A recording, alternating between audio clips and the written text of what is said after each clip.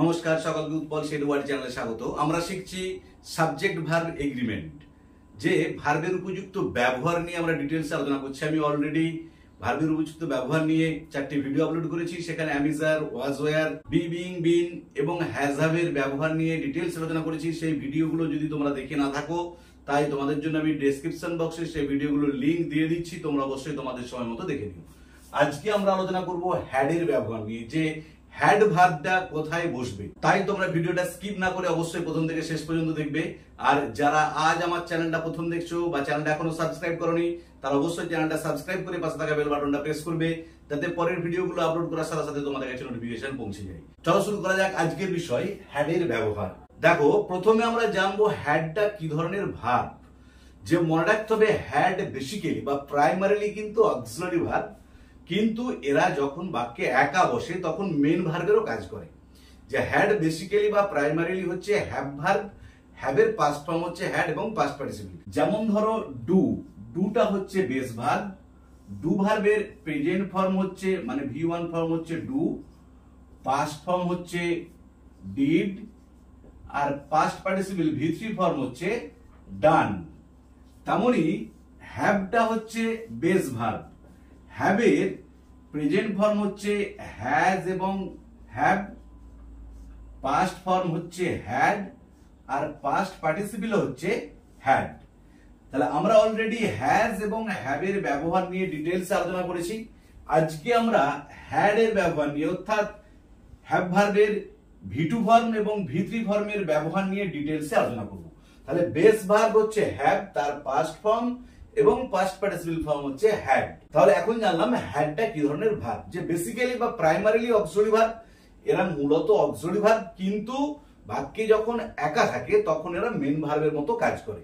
এরপরে হ্যাড কোথায় কোথায় বসে দেখো। প্রথম হচ্ছে হ্যাভের পাস্ট ফর্ম হিসাবে হ্যাড বসে বা ছিল অর্থে। যে হ্যাভের পাস্ট ফর্ম, হ্যাভ মানে আমরা জানি আছে, তার পাস্ট ফর্ম বা ছিল অর্থে হ্যাড বসে। যেমন ধরো আমি বললাম আই হ্যাভ এ পেন, এটা হচ্ছে প্রেজেন্ট ফর্মটা, আমার একটা কলম আছে, এখানে হ্যাভ আছে। আর যখন বলবো আমার একটা কলম ছিল, তখন বলবো আই হ্যাড এ পেন, আমার একটা কলম ছিল। এই যে হ্যাভের পাস্ট ফর্ম বা ছিল অর্থে আমরা এখানে হ্যাডটা ব্যবহার করলাম। বা ধরো হি হ্যাড এ ব্যাট, তার একটা ব্যাট ছিল। বা ধরো সি হ্যাড এ ডল, তার একটা পুতুল ছিল। তাহলে এই ছিল অর্থে বা আছের পাস্ট ফর্ম হিসাবে আমরা হ্যাভের পাস্ট ফর্ম হিসাবে হ্যাড ব্যবহার করলাম। এটা হচ্ছে হ্যাডের প্রথম ব্যবহার। দেখো, হ্যাডের দ্বিতীয় ব্যবহার হচ্ছে পাস্ট পারফেক্ট টেন্সে হেল্পিং ভার্ব হিসাবে, মানে বাক্যটাকে পাস্ট পারফেক্ট টেন্সে রূপান্তর করার জন্য আমরা হ্যাড ভার্বটাকে ব্যবহার করি। যেমন ধরো বললাম the patient had died before the doctor came. দেখো, দ্য পেশেন্ট হ্যাড ডাইড, রোগীটি মারা গিয়েছিল, এইখানটাতে পাস্ট পারফেক্ট হয়েছে, before the doctor came, doctor আসার পূর্বে। তাহলে এই পাস্ট পারফেক্ট টেন্স গঠনের ক্ষেত্রে আমরা হ্যাড ব্যবহার করছি। কারণ পাস্ট পারফেক্ট টেন্সের বাক্যের গঠন কি? প্রথমে থাকবে সাবজেক্ট, তারপরে থাকবে হ্যাড, তারপরে থাকবে V3, তারপরে কি থাকবে সাবজেক্ট V2, মানে যেটা পাস্ট টেন্স। কারণ পারফেক্ট টেন্সের ক্ষেত্রে আমরা জানি পাস্ট পারফেক্ট টেন্সে অবশ্যই পাস্ট ইনডিফিনিট টেন্সও থাকবে। তাই সাবজেক্ট হ্যাড V3, তারপর এখানটাতে বিফোর, তারপরে কি সাবজেক্ট এবং V2। তাই পাস্ট পারফেক্ট টেন্স গঠনের ক্ষেত্রে হেল্পিং ভার্ব হিসাবে পাস্ট পারফেক্ট টেন্স গঠন করার জন্য হ্যাড ব্যবহার করি। আরেকটা ধরো উদাহরণ দিচ্ছি, we had walked before the sun set. কি বললাম? উই হ্যাড ওয়াকড, আমরা হেঁটেছিলাম। দেখো এখানটাতে পাস্ট পারফেক্ট হয়েছে, আমরা হেঁটেছিলাম বিফোর দ্য সানসেট, সূর্য অস্ত যাবার আগে। যে সূর্য অস্ত যাবার আগে আমরা হেঁটেছিলাম, তাহলে এখানেতে পাস্ট পারফেক্ট করার ক্ষেত্রে আমরা হ্যাডটাকে সাহায্যকারী ভার্ব হিসাবে ইউজ করলাম। দেখো 3 নম্বর ব্যবহার কি? খেয়েছিলাম মানে এট, বা পান করেছিলাম মানে ড্র্যাঙ্ক অর্থে আমরা হ্যাড ব্যবহার করি। যে খেয়েছিলাম বা পান করেছিলাম অর্থে আমরা হ্যাড বসাই বা হ্যাড ব্যবহার করে থাকি। যেমন ধরো আই হ্যাড মাই ডিনার, আমি আমার ডিনার খেয়েছিলাম, রাতের খাবার খেয়েছিলাম। বা ধরো he had a glass of cold water, কি বললাম, he had a glass of cold water, সে এক গ্লাস ঠান্ডা জল খেয়েছিল। তাহলে দুটো ক্ষেত্রেই দেখো আমরা হ্যাড ব্যবহার করছি, এখানেতে খেয়েছিল অর্থে, এখানে পান করেছিল অর্থে আমরা হ্যাড ব্যবহার করলাম। বা ধরো শি হ্যাড হার লাঞ্চ, যে সে তার লাঞ্চ দুপুরের খাবার খেয়েছিল, তাহলে এখানে তো খেয়েছিল অর্থে আমরা হ্যাড ব্যবহার করলাম। তাহলে হ্যাডের তৃতীয় ব্যবহার হলো খেয়েছিলাম অর্থে, মানে এড বা পান করেছিলাম অর্থে বা ড্র্যাঙ্ক, আমরা হ্যাড ব্যবহার করে থাকি। দেখো 4 নম্বর ব্যবহার, দেখো কোনো ইলনেস মানে অসুস্থতা বা কোনো ফিলিংস অনুভূতি বোঝাতে আমরা হ্যাড ব্যবহার করে থাকি। আবার বলছি কোনো ইলনেস বা ফিলিংস বোঝাতে হ্যাড ব্যবহার হয়। যেমন ধরো he had fever yesterday, he had fever yesterday, গতকাল তার জ্বর হয়েছিল।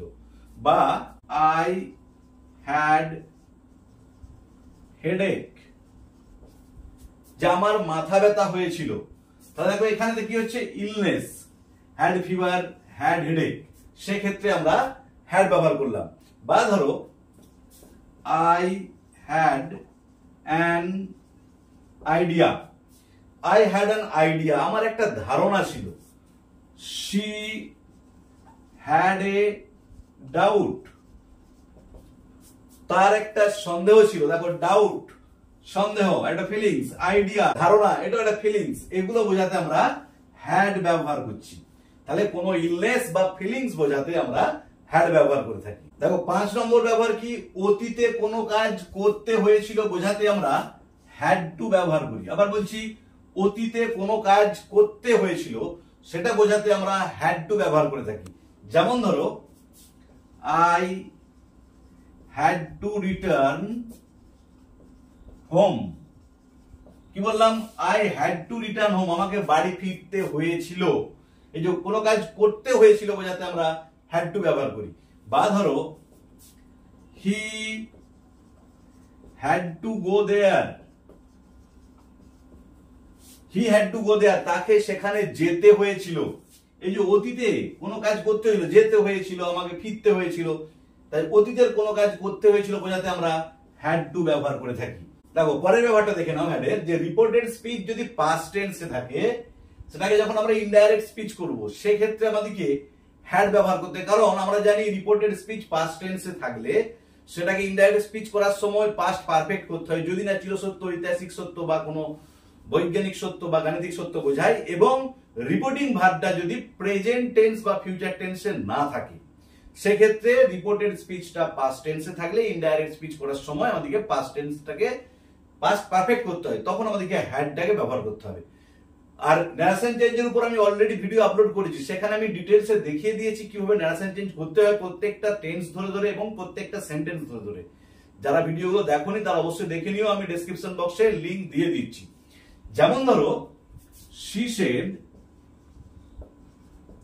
Quotation, I saw a deer, কি বললাম, দেখো she said, সে বললো, I saw a deer, আমি একটা হরিণ দেখেছিলাম। দেখো এখানে রিপোর্টিং ভার্বটা পাস্ট টেন্সে আছে এবং এটা কোনো চিরসত্য, ঐতিহাসিক সত্য, নিত্য সত্য বা গাণিতিক সত্য বোঝাচ্ছে না, তাই টেন্সটা পরিবর্তন হবে যখন আমরা এটাকে ইনডাইরেক্ট স্পিচ করব। তাহলে এটা যখন ইনডাইরেক্ট স্পিচ করব তখন কি উত্তর হবে, she said that, আইটা কি হয়ে যাবে, she, দেখো এই যে স যখন ভি2 থাকবে, আমি লিখেছি পাস্ট টেন্সে থাকলে, সেটা যখন আমরা ইনডাইরেক্ট স্পিচ করব তখন হ্যাড ভি3 হবে, মানে হ্যাড সিন এ ডিয়ার। এই যে দেখো আমরা ইনডাইরেক্ট স্পিচ করার সময় কি করলাম, স ভার্বটা যেহেতু পাস্ট টেন্সে ছিল আমরা হ্যাড সিন, হ্যাড এবং ভি3 মানে পাস্ট পারফেক্টে রূপান্তর করলাম। আরেকটা উদাহরণ দিচ্ছি, he said, quotation, I bought a toy gun, দেখো হি সেড, সে বলল, I bought a toy gun, আমি একটা খেলনা বন্দুক কিনেছিলাম। তাহলে দেখো এটাও রিপোর্টিং ভার্বটা পাস্ট টেন্সে আছে এবং এটা কোনো চিরসত্য, ঐতিহাসিক সত্য বা গাণিতিক সত্য বা নিত্য সত্য বোঝাচ্ছে না। মানে যখন আমরা ইনডাইরেক্ট স্পিচ করব তখন এই ভার্বটার, রিপোর্টেড ভার্বটার টেন্সের পরিবর্তন হবে। কি রকম হবে দেখো, হি সেড দ্যাট হি, এবার দেখো যেহেতু পাস্ট টেন্সে আছে রিপোর্টেড ভার্বটা, তাই কি হবে, হ্যাড এবং V3 মানে past perfect, had bought a toy gun. তাহলে যখন রিপোর্টেড স্পিচ পাস্ট টেন্সে থাকবে এবং কোন চিরসত্য, ঐতিহাসিক সত্য, নিত্য সত্য বোঝাবে না, এবং রিপোর্টিং ভার্ব যদি প্রেজেন্ট বা ফিউচার টেন্সে না থাকে, তখন ইনডাইরেক্ট স্পিচ করার ক্ষেত্রে আমাদেরকে হ্যাড ব্যবহার করে পারফেক্ট টেন্স করতে হয়। তাহলে আজকের ভিডিওতে আমরা আলোচনা করলাম হ্যাড এর ব্যবহার নিয়ে, যে হ্যাড কোথায় কোথায় বসে। দেখো প্রথম থেকে আমি তোমাদের বলে দিচ্ছি হ্যাড কোথায় কোথায় বসে। 1 নম্বর হচ্ছে হ্যাভ এর পাস্ট টেন্স হিসাবে বা ছিল অর্থে। 2 নম্বর হচ্ছে পাস্ট পারফেক্ট টেন্সে হেল্পিং ভার্ব হিসাবে আমরা হ্যাড ব্যবহার করি। 3 নম্বর হচ্ছে খেয়েছিলাম বা পান করেছিলাম, ইটিং বা ড্রিঙ্কিং অর্থে আমরা হ্যাড ব্যবহার করি। 4 নম্বর হচ্ছে কোন ইলনেস বা ফিলিংস বোঝাতে কখনো কখনো আমরা হ্যাড ব্যবহার করে থাকি। 5 হচ্ছে যখন আমরা অতীতে কোনো কাজ করতে হয়েছিল বোঝাবো, সেক্ষেত্রে হ্যাড টু ব্যবহার করে থাকি, যে অতীতে যখন আমাদেরকে কোনো কাজ করতে হয়েছিল তখন আমরা হ্যাডের সঙ্গে টু যোগ করে ব্যবহার করে থাকি।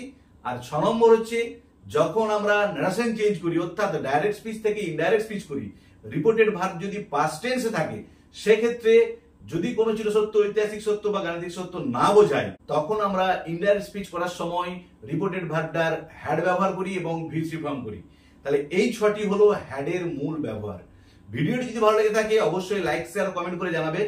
আর যারা আজ আমার চ্যানেলটা প্রথম দেখছো তারা অবশ্যই চ্যানেলটা সাবস্ক্রাইব করে পাশে থাকা বেল বাটনটা প্রেস করবে, যাতে পরের ভিডিওগুলো আপলোড করার সাথে সাথে তোমার কাছে নোটিফিকেশন পৌঁছে যায়। আর আমি অলরেডি সাবজেক্ট ভার্ব এগ্রিমেন্টের উপর 4টে ভিডিও আপলোড করেছি। সেখানে am is are, was were, be, being, been, has have এর ব্যবহার নিয়ে ডিটেইলস আলোচনা করা আছে। যারা সেই ভিডিওগুলো দেখোনি তাদের জন্য আমি ডেসক্রিপশন বক্সে সেই ভিডিওর লিংক দিয়ে দিয়েছি। এছাড়াও narration change, voice change, degree change, phrase, clause, আর্টিকেলের ব্যবহার, প্রিপোজিশনের ব্যবহার নিয়ে ডিটেইলস আলোচনা করে ভিডিও আপলোড করা আছে। সেই ভিডিওর লিংক আমি ডেসক্রিপশন বক্সে দিয়ে দিচ্ছি। যারা দেখোনি তারা অবশ্যই সময় মতো দেখে নিও। ভালো থেকো, ধন্যবাদ, দেখা হবে পরের ভিডিওতে।